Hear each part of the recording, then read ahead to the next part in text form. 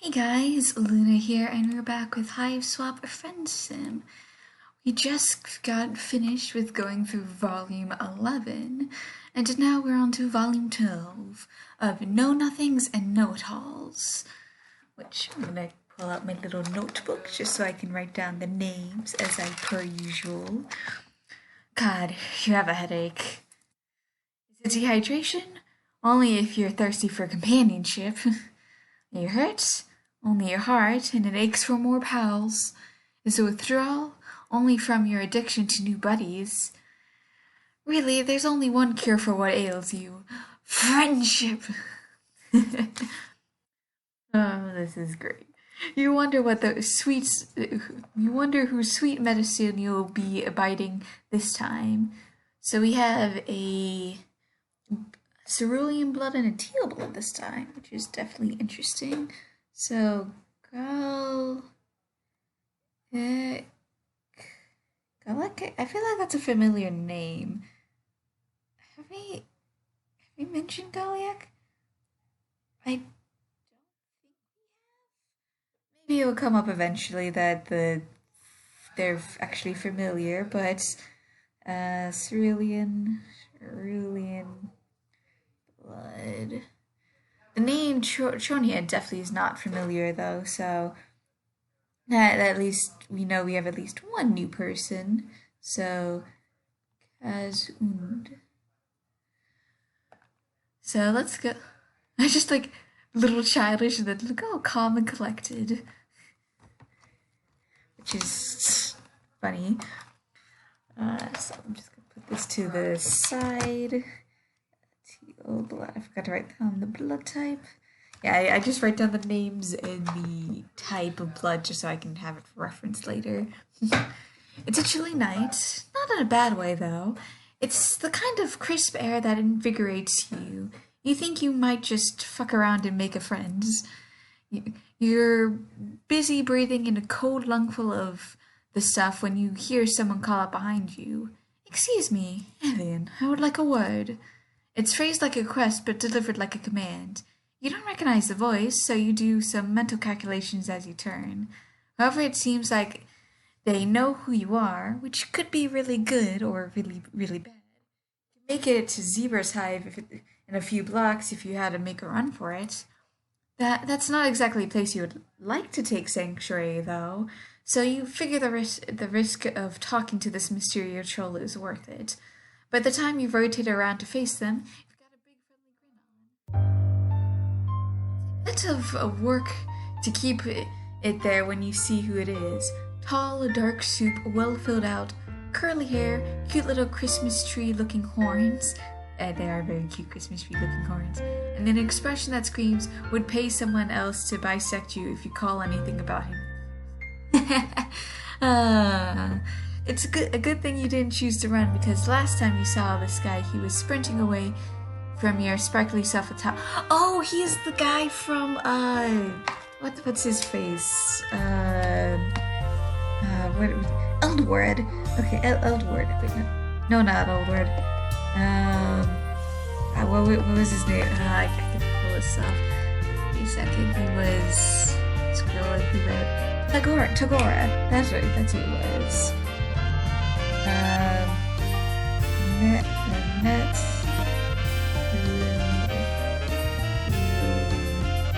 Tagora. So I knew that the name sounded familiar. Yeah, so it's a good thing you didn't choose to run, because last time you saw this guy, he was sprinting away from your sparkly self at top speeds. You would have no chance.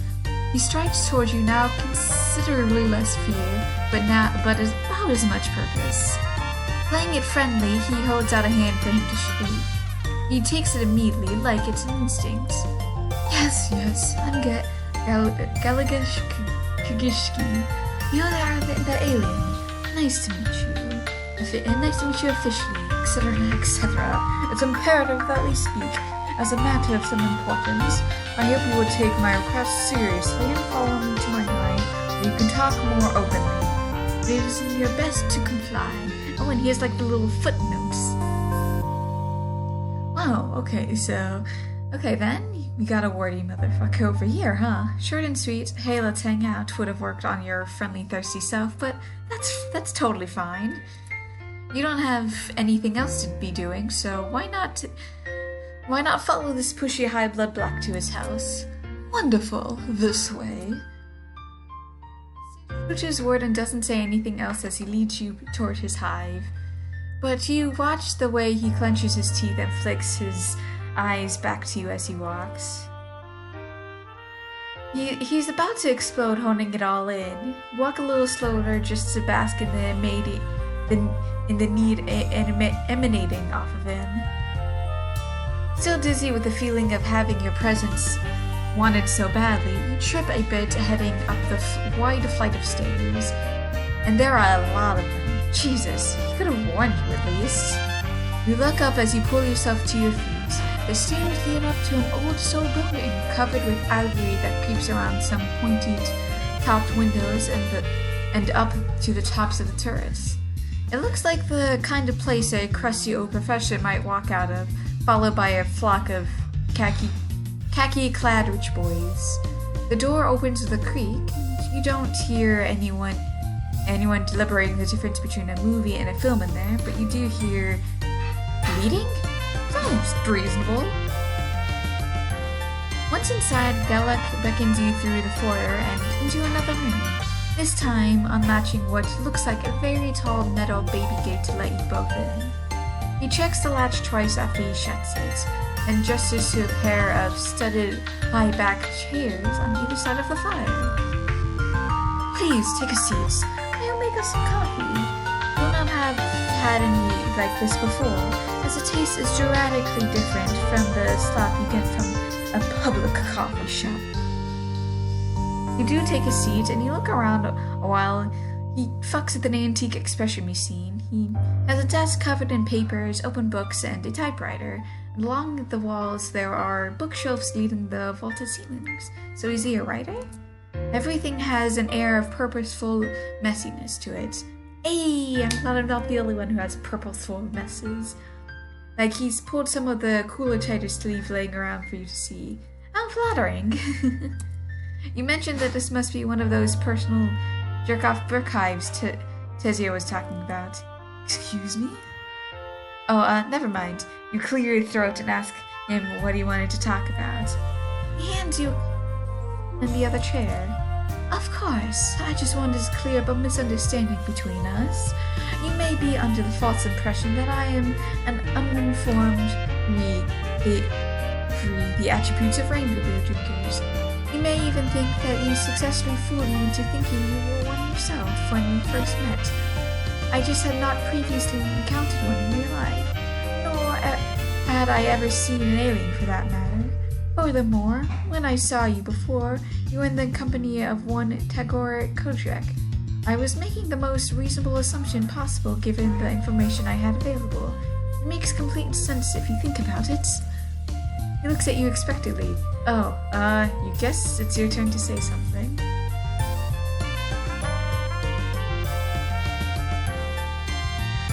yeah. So, is that, all? Man, what the heck is this guy talking about?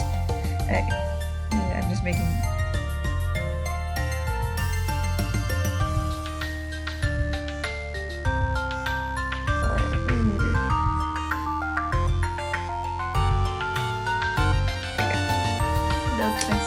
Man, what the heck is this guy talking about? He thought whatever he wanted was going to be a way bigger deal.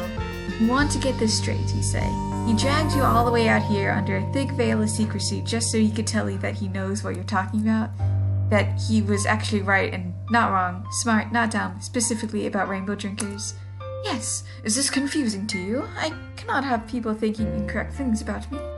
Cool, no, you're just checking. You tap your fingers on the arm of the leather chair. Is that all he wanted from you? Oh, yes, I suppose.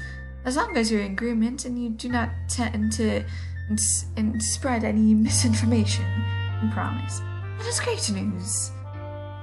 There's a long pause. He looks disappointed, somehow. You're not sure if this is what he was expecting, but it sure as heck is what is transpiring. I will show you out. Aw, man. So, Emma, I don't give a shit, my dude. You laugh, and then you realize he's 100% serious. He really cares that much what you think of him. It reminds you a bit of you a few months ago, or a few days ago. Still, you know what it's like.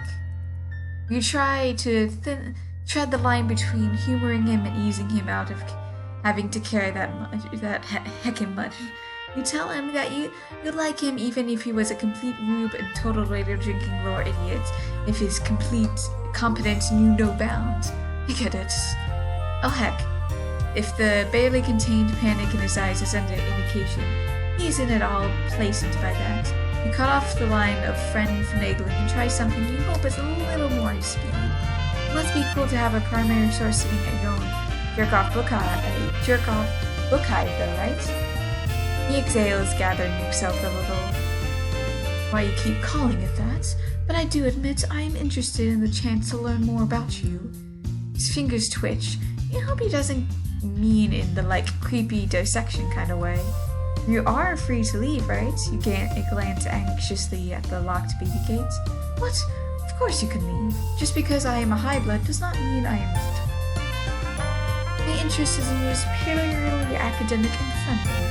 Furthermore, that gate is not for you.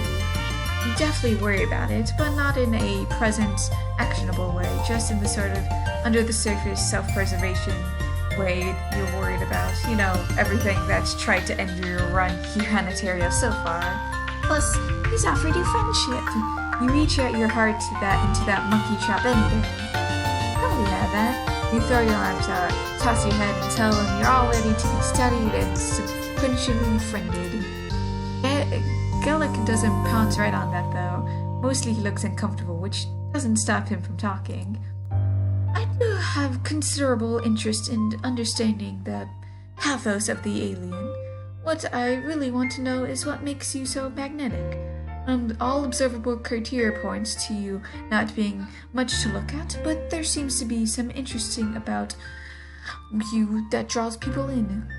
That isn't even on the top list of insults you've heard since landing, so you brush it off just fine. You have it on good authority that your legs are nice. You flex those bad girls in order to give yourself a little self-esteem boost. I was wondering if you had a ministerial status? What does that word even mean? Ministerial? Ministerial.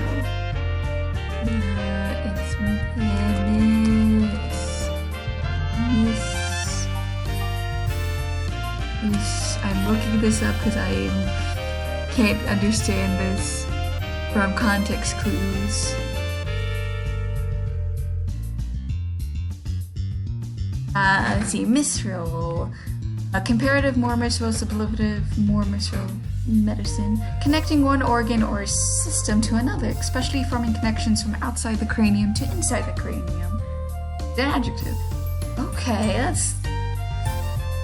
If you had an immaterial status, but the more I learn about you, the more difficult it becomes to make any sense of your plans. Accounts of your activities contradict each other at almost every turn. You're either the most suave and well-connected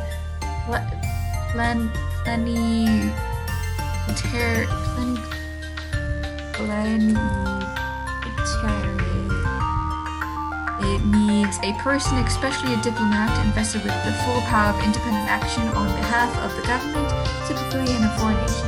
Or, as that's the noun, the adjective is having full power to take independent action. Well-connected planetarian I have ever heard of, or you are running around with no clue what you're doing, and somehow it works out for you anyway. I mean, it worked before. A low, frustrated clicking rumbles in his throat. He puts his coffee aside and crosses his legs. This is sort of the thing I'm talking about.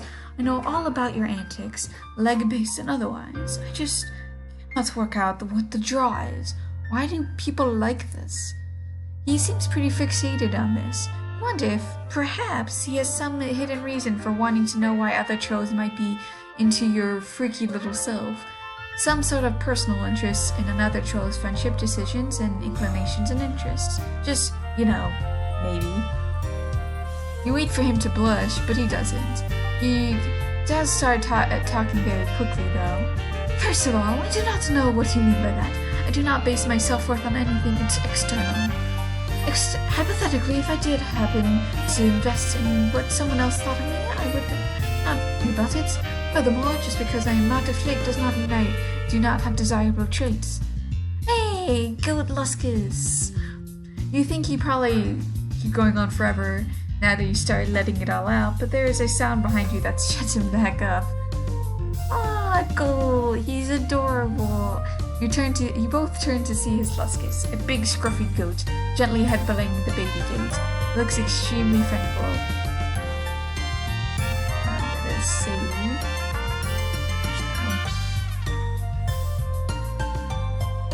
I'm gonna save. Instinct is pulling me to feed the beast. As much fun as it is to get monologued at, you opt for a change in pace and ask Galek if this goat is a good boy. If you call him breaking into my book hive and eating important chapters of my manuscript, good, then yes, he's the best. He sighs when he says it, a mix of frustration and fond. You pull an apple-adjacent fruit from your hoodie pouch. You never know when you might have to spend the day hiding in an alley, so pocket snacks that don't make you puke are extremely useful. You offer it to the Luskus, and he uses his teeth and tongue to pull it to him through a hole in the gate. Nice. Now, you don't have to have a crisis about whether or not you should have let him into the room, because once he swallows his snack, he trots back down the hallway. You mosey over to Galek, plop back down in the chair, and let him know you're ready to get this fact exchange party started. You wonder to yourself what kind of information actually exists about aliens, humans, on Eteria. The fact that you have started thinking of yourself as the alien is mostly fine, you figure. It's what the trolls vibe with, which is what you're all about in the end. But it could be cool, maybe, to hear about the history of humankind from their perspective. You've been curious, and if anyone would know, it would be this nerd. So you ask. There's absolutely nothing. I've read all kinds of reports on other alien races, of course. I can pull those for you if you'd like. As for your species, I can confidently say there is no record history of your kind on Eteria. Oh, wow. So you're the first of your kind to visit, huh? You flex again and brag that maybe that's your secret to why everyone is so hot for your friendship. But maybe even Galek can tell you're not really feeling it. If you say so, are you some kind of high-blood equivalent back at home? Is that why you are so friendable here? What is your planet's system of government, and where do you fit in it? What are your main off-world exports? What are some defining moments in your species' developments? Have you formed any bonds here that would you say that your planet's equivalent of the quadrant system? You're not ready to take the space SAT. You're too busy trying to sort through the ideas that you're the only little option for him to blend in and shit. You're the only one of your kind around. You feel like the frame surrounding life has shifted, like everything around you has zoomed out to the widest angle, and you're a tiny speck in the corner invisible to the naked eye. Ooh, maybe you should sit down. Ah, fuck, you're already sitting down. Maybe you should lie down. You crawl onto the floor, which Galek probably won't like, but you're too busy having an existential crisis to care. God damn it, that's a lie too. You still definitely care what he thinks about you. It isn't the first time you felt overwhelmed by your situation since you landed. It isn't even by the 100th, honestly. It's just that you kind of always had a back pocket assumption that there would be some way out of this. Sure, you're having fun making friends and allies, assembling a new wardrobe and picking up weird survival skills. It just hadn't quite hit you that this might all be what's left of you for real. Is this floor wriggling another alien friendship ritual I just do not grasp the lure of, or are you spontaneously suffering? Please stop whatever this is. I want to answer him, but words feel so far away at this moment. You tried to call up how you crashed or what you were doing in the spaceship to begin with. Are you even a certified astronaut? Do you even have an advanced degree? Do you have hands? Your vision blurs and you feel queasy. You need air, a lot of it. You run to the closest available source, a wide window. the fascination, words, English. Yourself is maybe not the best option, but it is the one you are currently the most emotionally attuned to. So that is what that is what the fuck you do. Luckily, the panes of the windows open like French doors. You still are on the first floor. You spill out without breaking any glass or bins. Behind you, Gallic hollers. It still feels nice outside. You lay there, breathing and out, trying to pull your shit together. From your prone position, you can see Gallic put one leg over the windowsill, shake his head, and then pull it back and turn away. He certainly looks fit enough to be able to manage that leap, but of course he wouldn't bother. He should give up on your hot mess out of an alien self. You're fine wasting away out here like yesterday's banana peels anyways. You're ready to take a desperate depression nap right then and there when you hear the front door open. Alec is stomping towards you, flushed and fuming. He looms above you, his large flame quaking with anger. Listen here, you little maggots. I have opened my home to you. I have opened my mind to the possibility of understanding you, despite multiple instances of you not offering me the same courtesy. I only wanted to correct your misconceptions about me, and I had a chance to exchange some cultural understanding.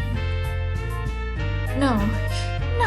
He stood up and promised that he's been great, the best and smartest friend you've made yet. A great host, excellent even. It's not his fault you're not clicking like you do with other people. Why would you spend this entire visit acting like a fresh-hatched idiot? At this point, I have to conclude that you're mocking me and my genuine interest in you. There is no other explanation for your behavior. You try to explain that you're just in your feelings, but he has stopped humoring you. He turns on his heels and stomps back inside. You want to hope that he'll come back, the drive to understand outweighing the drive to be done with your sorry ass, but you know he won't. You drag yourself to your feet and start the slow, lonely walk somewhere, anywhere else. From the window, his luscious cocks his head to the side and softly beats his goodbyes. Ben. Stay on topic. Please ignore him. He just wants to get in here and cause problems. You think hard to yourself about this. You really want to pet the big goat dad, but you want to dish out this guy's love life even more. You heard some about this situation from the other side, of course, but you really shouldn't let Gallic know that tells you about their tentative and awkward pitcher's flirtation, unless you know it helps you get more friends. No! You slap your own cheek to snap yourself out of it. No secret spilling. Gallic leans away from you against the back of his chair. Fuck, you're not doing anything to change my impression, are you? You have an idea, so you cut him off before he can monologue you to death. You tell him that it sounds to you like what he's really bothering you, a regular, non-freaky guy, is that he's jealous of your free-spirited friendability. He wants what you got. He glares at you, his breath quick. Yeah, hit a nerve. I do not want anything of yours. Interrupting him again has worked pretty well so far, so you try it again. Let's cut the shit, you say. There's no reason for him to hide anything from you. First of all, you've already promised to like him no matter what. Secondly, you know what it's like to want to impress someone. And finally, you know all about how to be a huge motherfucking weirdo. So, why doesn't he let you show him how to walk on the wild side? The wild side. He can take a few pointers from Ontario's biggest freak. You can see the ensuing makeover montage already, and you can start bouncing a bit in your seat. I have zero interest in you. Okay, that won't do it. And try one more tactic. Telling him you guess he just doesn't mind not knowing shit about how to be a freak. Old Gallic there'll say how smart at how to be boring and real big dumbass about weird stuff. I see what you're doing. It stands to reason that allowing you to broaden my horizons with your alien ways will only serve to increase my cultural competence. Great, so what will it be? Shopping for a new, more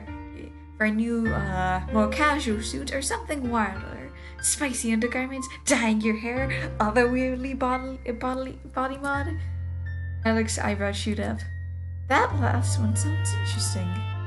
Oh, he really wants to ready to go. Wow, so you weren't expecting that from this guy, but you guess maybe he was waiting for an excuse to try something. That, or he really can't deal with not being Ontaria's biggest obnoxious no. Go big or get cold, as they say. Damn, that probably is what they say. Anyway, you can't wait to get this show on the road. You tell him you even know a guy that can probably help him out. Will he be discreet? I'm willing to leap into this, but I do need to protect my privacy, of course. Oh, for sure. You mean, like, probably. His brow furrows. Either you continue your interruption of his hesitance, so you waste no more time and whip out your palm husk. You pull up this secret gray profile and get Malik to make sure you can keep in touch and call him. What's up, Buddha buddy? You get right to it and tell him you made a new friend who's looking to get a hole put in him. Behind you can hear Galax choke on his coffee. Artistically and aesthetical. Galax shuts Greek sleeve, his eyes so wide. Or something similar. Oh yeah, anything for you, bud. Malik eyes dart from your face. You can make a note that.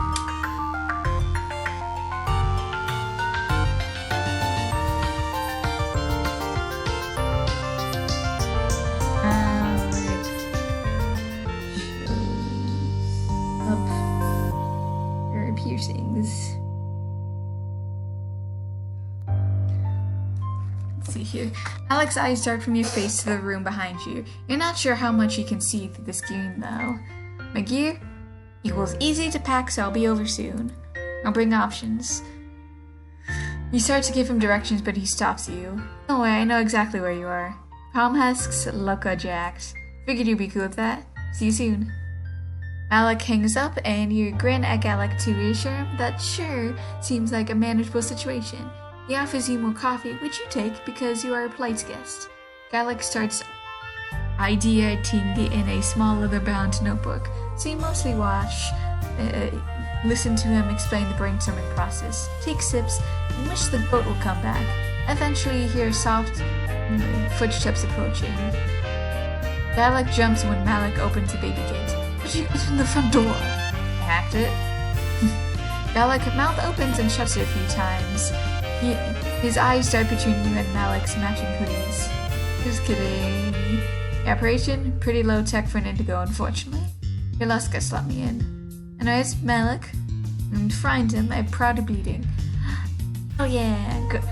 Galak looks around and wrings his hands. There's a lot going on. There's a lot going on all of a sudden. He points to you. You, alien, hold on to my Luskus. You cannot be unsupervised in here or he'll eat everything. And as for you, Malik, hello, my name is Galactic Pisgori. Welcome to my hive. That's not a problem. I hear you want to get freaky. Galak tugs at the bottom of his suit jacket, straightening it reflexively. Poor dude. I want to tell him you're proud of him for going so far out of his depth, but he seems to be holding his own here. Unless the goat really wants to make a snack out of some old paperbacks. You take your job seriously and hold him tight to his neck. Yes, that is correct. I hear you have the tools to help me achieve this. I am open to a wide range of modifications. My notebook has some sketches. You want to dutifully look and not touch too, but wrangling a big goat is a full-time job. Malik holds up the notebook for you both to see. Wow, Galak's not bad of an artist, actually. Still, you have to kind of turn your head and squint to make out what's going on in a couple of the sketches. Guess there are still a few surprises left for you in the brave new world of troll anatomy, huh? You point to the sketch you like best with one hand as you scramble to keep hold of a fistful of wiggly Luskus fur with the other. Yeah, can work that. Hell yeah, button up, get some layers off. Galak flicks his eyes to you and gives him a big supportive thumbs up. You look politely away when he starts taking off his jacket. Instead, you focus on your job. Oh, you have some pocket snacks. You pull out some mostly not bruised foods and offer it to Galak's Luskus. He chomps it up and readily and calms down a bit. Geez, can't Galak afford food for this guy? contains plenty. Gallic doesn't take off his undershirt, but he does roll up the bottom of it before leaning his forearms against the back of one of the chairs, exposing a broad palette of hip and back. That design does capture an infallible facet of my core self. Get going on it. I assume I do not need to spell out any potential consequences if you stray from the artistic vision, correct? Malik rolls his eyes and pulls out a tattoo gun. It looks mostly how they do on Earth, but with a strip of greenish, almost biological light. Don't worry about your blood color. Crystal clear. Alec winces at the first press of the gun to his skin. Maybe it's lasers? There's a glow happening back there. Veluska stated you're free to see what's going on. So you climb onto the chair Galec's leaning against the back of and peering over to watch. So what's the deal with this anyway? Tattoos don't seem like your vibe. There's no specific reason. I am simply fleshing out my worldly experiences, attaining visceral knowledge of a new kind. He's checking off something from his bucket list, you hopefully add. Oh, it's adorable! Alec flushes bright blue and jerks backwards, screeching like you haven't heard since you first met and traumatized him. Oh boy, you have no idea how, but that apparently was apparently extremely the wrong thing to say. Watch it. You're gonna make me fuck up with your infallible vision. No need to flip your think pan. Gotta do what it takes to find a bucket, buddy. Been there. Oh right, yeah, because the buckets are the way to produce, to put simply. Gallic stares decidedly into the middle distance as he breathes in and out and repositions himself against the chair. This is extremely not what it is about. I am perfectly capable of fulfilling my propagandal duties. This is not a thing I have to do, it's a thing I want to do. If it happens to spark considerable interest, so be it. Yeah, whatever, I don't judge. You only have the barest grasp on what they're discussing here, but things are starting to click into place. You don't want to embarrass your potential new friend by calling him out on his crush even further, or by implying he can't find anyone to fill a quadrant with. You tell Malik that Gallic is making his decisions based on his own personal, emotional, self-educating journey, and that is all. Yeah, that's the heart of it. Exactly. Gallic smiles at you and it's crooked and stiff on his face like he hadn't expected to put it there. You smile back and place your hand on the top of his, white-knuckled against the back of the chair. He winces. The pain is only once more before Malik steps back, tilting his head to admire his handiwork. That'll do it. Gallic rolls his shoulders and twists his body around to check his new ink. Satisfied, he turns to extend a hand to Malik. Thank you for your time on such short notice. Would you like to say to... Malik shakes his head and cuts him off there. No thanks, I'm not much for the after party. See you around, Robo Bud. Nice to tat your button up. He tosses the gear back in his pad and nods at you both. On his way out, he pats the goat head, now placed. One new friend is enough for one day, I suppose. Thank you for encouraging me to try something new. I still do not completely understand you, but your penchant for flinging yourself wholeheartedly into precarious situations is fascinating. That is what you do best. You grin uncontrollably at the compliments. I might try employing that tactic a bit more in my daily life, if it would lead to a newer, deeper grasp of the troll condition. As such, I have 2 confessions for you. He takes a deep breath and gets the rest out all in one go. 1. I knew only an elementary amount of information about rainbow drinkers before I met you. And 2, the reason for my fawn hinge jerk reaction at the time was because my Gorgic-shaped blind spot. So yeah, so he does have a crush on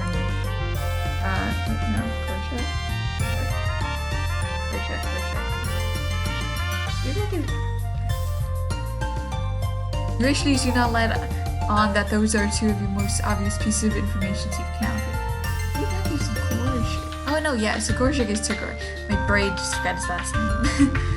You graciously do not let that on. Yeah, so. Gedlik clears his throat and thrusts his palms up towards you. We have taken care of that. Take a photo. He turns around and you lovingly set up the shot.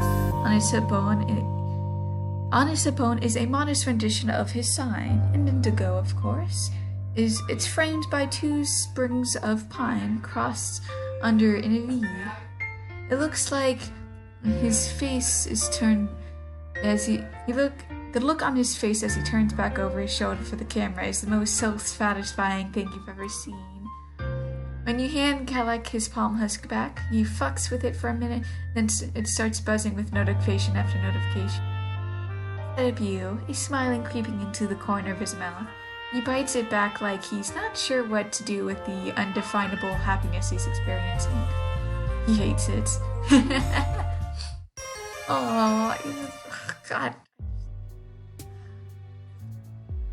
Anyways, I hope you guys have a good day, night, week, month of your lives. And may the stars forever guide your path, wherever it might lead you into the future. Bye-bye.